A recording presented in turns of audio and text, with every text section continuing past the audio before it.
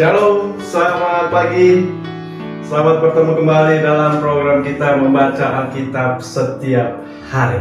Pagi hari ini kita masuk dalam episode 18 Agustus. Saya terus mengajak kita Bapak dan Ibu, mari kita ikuti terus pembacaan Alkitab kita. Mari kita terus bertemu di dalam firman Tuhan.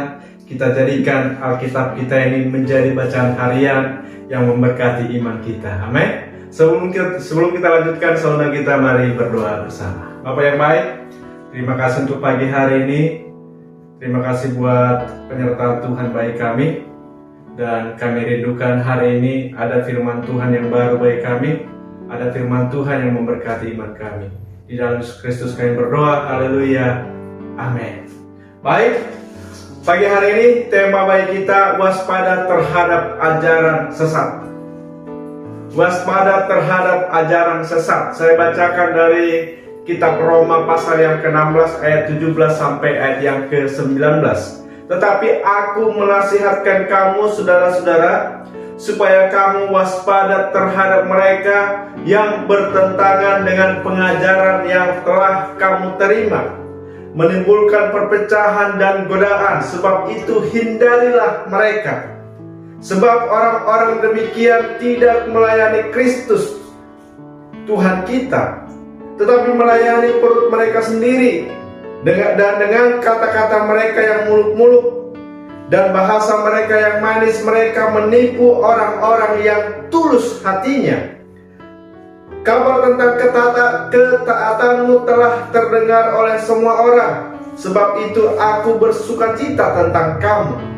Tetapi aku ingin supaya kamu bijaksana terhadap apa yang baik dan bersih terhadap apa yang jahat.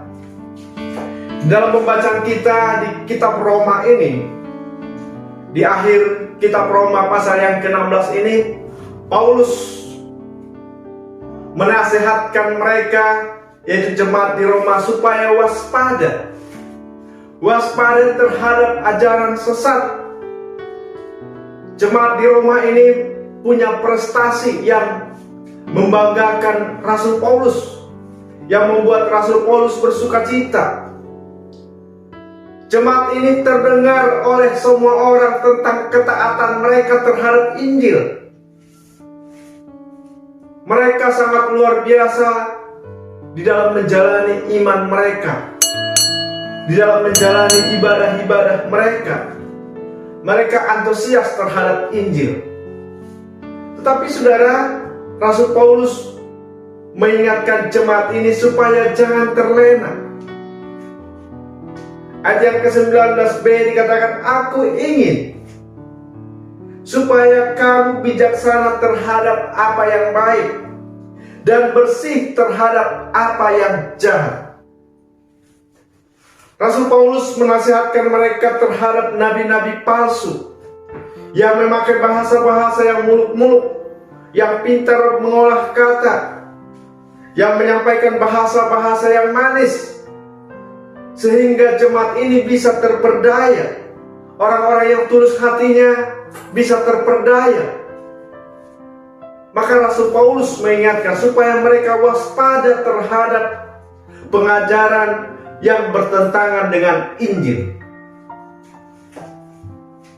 Ada dua poin yang diingatkan oleh Rasul Paulus. Yang pertama, saudara, supaya mereka bijaksana terhadap apa yang baik. Supaya bijaksana terhadap apa yang baik. Kebaikan anak-anak Tuhan sering dimanfaatkan oleh orang-orang tertentu yang mengatasnamakan Tuhan. Paulus mengingatkan mereka supaya mereka menghindari orang-orang yang demikian, karena sesungguhnya mereka itu tidak melayani Kristus Tuhan kita, melainkan mereka melayani perut mereka sendiri. Dengan bahasa yang manis, mereka menipu orang-orang yang tulus hatinya. Paulus mengingatkan waspada. Dan hari-hari ini pun kita sering melihat yang demikian, saudara. Supaya kita jemaat-jemaat Tuhan, supaya kita waspada. Karena sesungguhnya mereka bukan melayani Kristus, tetapi mereka melayani perut mereka sendiri. Mereka ingin keuntungan sendiri. Mereka ingin keuntungan finansial. Nah, inilah saudaraku yang diingatkan oleh Rasul Paulus bagi kita orang-orang percaya, supaya kita anak-anak Tuhan bijaksana terhadap apa yang baik. Yang kedua, saudara, supaya bersih terhadap apa yang jahat. Dikatakan dalam Roma pasal yang ke-6 ayat 1 sampai yang kedua, jika demikian, apakah hendak kita katakan, bolehkah kita bertekun dalam dosa, supaya semakin bertambah kasih karunia itu? Sekali-kali tidak. Bukankah kita telah mati bagi dosa? Bagaimanakah kita masih dapat hidup di dalamnya? Ada ajaran yang mengatakan, saudara, bahwa keselamatan itu diperoleh melalui kasih karunia. Ya benar, saudara. Memang keselamatan itu kita peroleh hanya karena kasih karunia, bukan karena perbuatan. Tetapi saudara, ada yang melenceng. Mereka mengatakan tidak perlu taat kepada Kristus, tidak perlu taat terhadap aturan-aturan yang ada. Misalnya itu aturan dari pemerintah. Tetapi saudara, Paulus mengingatkan kita supaya bersih terhadap apa yang jahat.